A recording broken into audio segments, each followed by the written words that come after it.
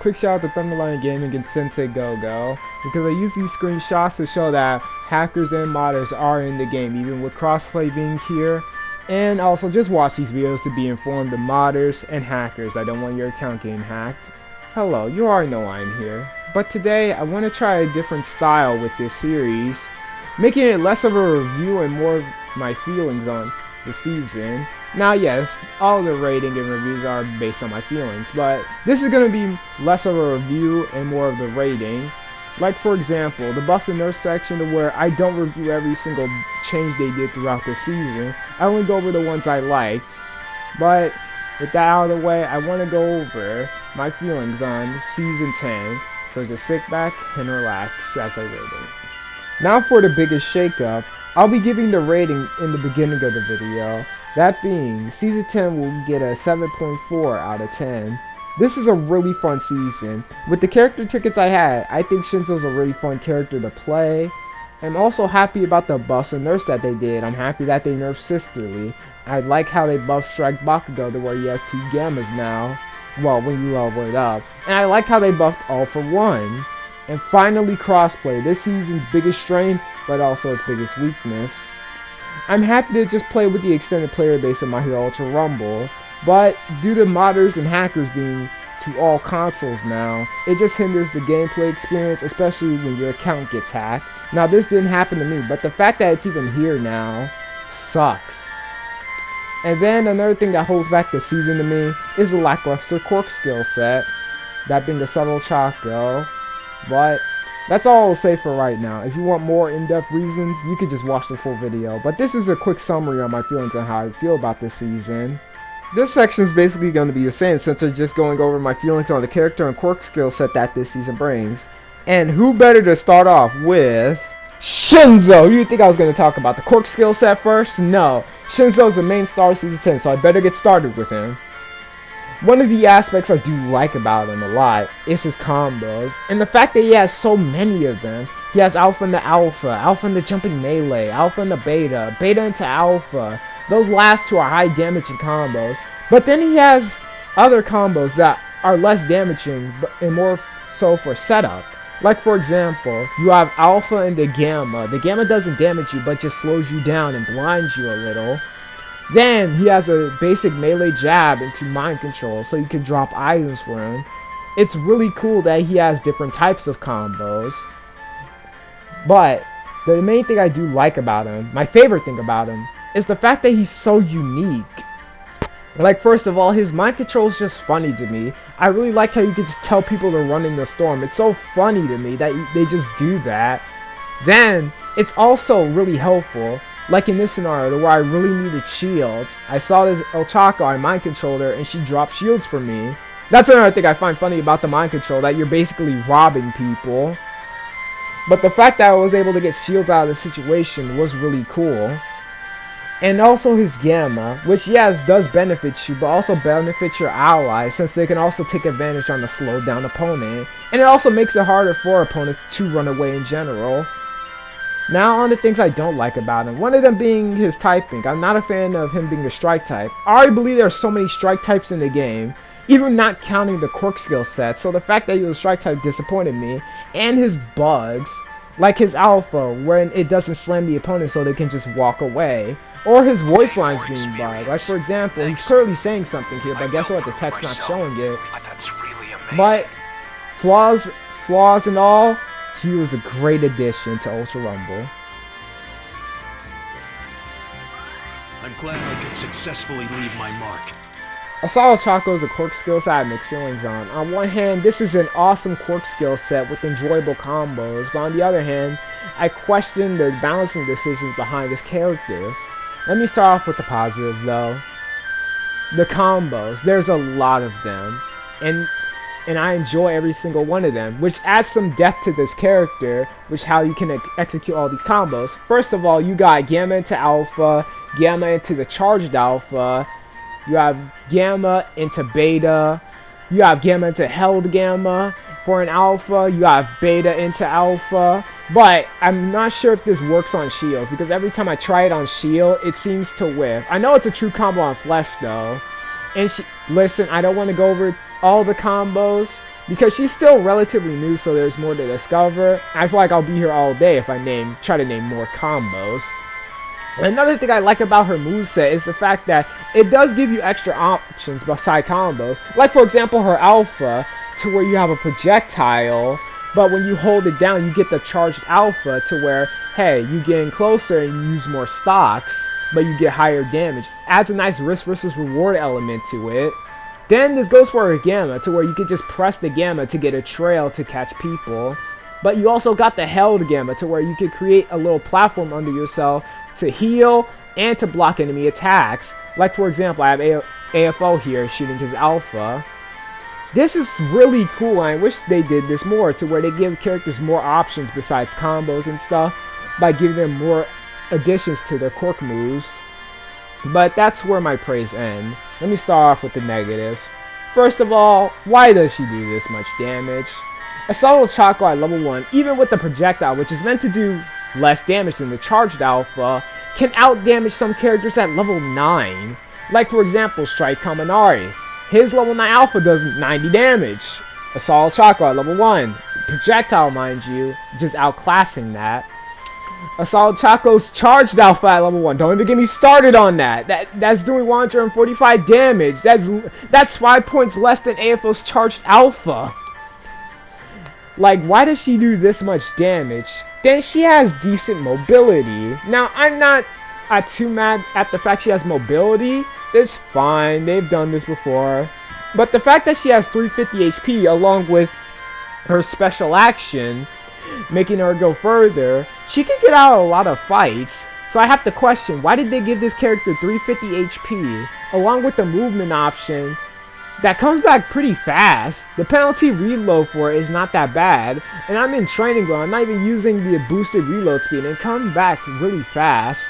And if you are worried about being in the air, not getting your reload speed so people can catch your landing, she can just use her held gamma in the air, flip down the ground, create the platform, send herself up in the air, getting this reload speed back faster, so she can escape a fight pretty well, while also having decent survivability. So I have to question, why? This is what really holds her back to me, the questionable balancing decisions. But that's all I have to say for her. I just hope they nerf her. Next up is the license, and what I'm going to change here is only talk about the costumes, what I dislike about them and what I like about them. But if you're new here, just know I am a fan of the extended length of the license, along with the new things that they added, being the tuning stuff. But starting off with the outfits, Shinzo's UA tracksuit, and I have to say, I just really like the UA tracksuit. One, I like the dark blue being my favorite color, and you have the UNA on there, which represents their school, which is really cool to me. Then the light colors being red and white kind of clashes with the dark blue, which is interesting to me. So it makes it really nice to look at. Then you have the fact that they didn't remove Shinzo's scarf and mask, like what they did with this PUR Cyber Hero costume. No, they kept it on here for his UA tracksuit, which I find cool and would have made it a bit distracting to see him not have his scarf there, like Aizawa Santa outfit. But the only thing that's holding back this outfit is the shoes to me. I'm not a fan of how long they are, along with the green and white. It just looks kind of stupid to me. But it's also really cool that they gave him the UA tracksuit, because it's a free skin in the hero license. You don't even need to use your crystals to get it. It just takes a while to grind to it. If you don't like his PUR outfit, then hey, maybe you like his UA tracksuit. And it's something extra that he has for tuning, which is cool, because some characters can suffer from it due to a lack of outfits. Look at President Mike, for example. He came out in Season 7, but yet he only has like 2 other skins. So the fact that they gave this to Shinzo is really cool. Next up is Toga's Dark Knight Assassin outfit. I have to say, it just looks really cool. I want to start off with the edge because it does a good job selling her dangerous side. You got the shoulder pads, the knee pads, the belt straps, along with the eye patch, with the wrist guards too. That just makes her look dangerous and adds that edge to it. Then you also have her darker color scheme, with the dark red, the black on her, with the brown. And I just like the other parts of the fabric, like the cloth around her waist that just kind of drips to the side. It's cool to look at, but one thing that does hold this outfit back from me is not even how it looks. It's really cool, but it's just a petty reason that I have. It's the fact that Toga already has too many skins. Womp womp, sadly enough. And it's hard for me to say that since I just think this outfit's really cool. A 9 out of 10. I like her color variant. It's awesome. But tuning with how big it's becoming to the current meta of the game, characters who don't have that many outfits will suffer from having less options. So I wish that they gave this to a skin like, I don't know, President Might, who only has 2 skins, even though he came out in Season 7, or Shiozaki, who hasn't gotten a skin in a while, or Kendo, who hasn't gotten a skin in a while. It just sucks to see that some characters are getting shafted, and characters like Toga are just getting more skins. But still, a really cool skin. I think a really good battle pass, or pro license. The buffs and nerfs section has dramatically changed to where I'm only going to go over the buffs and nerfs I really like, while also talking about their new patch note style that they did during this season. Now I don't know if they're going to constantly do this, but hey, only time will tell. But yeah, I like how they have more of an emphasis on certain things they want to do during the patch. Like for example, the first patch during Season 10 was mostly bug fixes, the second patch was mostly tuning stuff, and the third patch was character only stuff. And I like that. Not only does it help them direct all their focus to one certain thing they want to fix, buff and nerf or change, like buffing certain tuning skills or nerfing a certain character, they can also still mix stuff in, like with character changes. Like for example, the first patch notes, where it was mostly bug fixes, they buff All For One, his plunder speed, making it less risky to just steal a quirk. Then, in the tuning patch notes, I say they did a good job. Like, they did a good job nerfing Sisterly, but I feel like they could have hit it a little harder, especially since you can proc it on every hit still, just resetting it. And also, characters still use melee combos with their quirk skill combos. Rabbits are most known for this. Take, for example, Twice, being Gamma in the melee, you get the gist. But they also nerfed the HP Sucker and GP Sucker, something I think was deserved. Because compare this to Indestructible, to where they also buff that, but you have to fully down somebody. Unlike HP Sucker and GP Sucker where, hey, just down them. Indestructible has to deal with the problem of revive characters, a character like Kurogiri who could just take away their KO to get their super armor buff. And he does even buff their defense, but HP Sucker and GP Sucker, hey, you could just down somebody. This can just counteract, hey, I can just res the character. No, you just have to down them to get the HP or shield, or both. I feel like that was a well-deserved nerf to that. Then, the character buffs, they also did a good job. They nerfed Technical Todoroki and Hawks again. I swear, dog, they are going through it. It's kind of funny to see. Now, I'm not trying to be a Technical Todoroki apologist, but I'm just saying, guys, maybe he had enough. But yeah.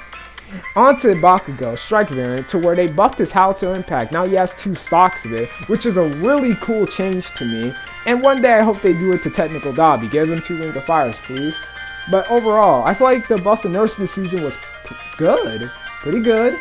I feel like they could have hit some things a little harder, but they also buffed some nice stuff. Like for example, I said before, Indestructible, but they also buffed the Camouflage tuning skill, making it last longer. But that's all I have to say for the buffs and nerfs. My Hero Ultra Rumble Season 10 will always be remembered for this one thing that it added, either good or bad, and that's crossplay, the biggest thing to ever be introduced in Ultra Rumble, probably bigger than tournaments, new maps, and quirk skill sets. But it's really cool to play with the extended player base, that being PC players, Xbox players, and Switch players. I enjoy fighting them, but sadly it comes with the biggest flaw, that being modders and hackers. Now, I don't think I ever met a modder, or maybe I forgot them after I left the game. So, I don't know whether I came across a modder or not, but looking up some YouTube videos, I do know they exist. And sadly, I know hackers exist. Now, one of the main ways I do know hackers can get into your account and just delete all your progress in Ultra Rumble is by you clicking on the PC profiles of theirs. But still, maybe they have other ways, I don't know. Just know I did turn off crossplay due to this, and that sucks because I do like playing with the extended player base of Ultra Rumble. I don't have anything else to say about crossplay.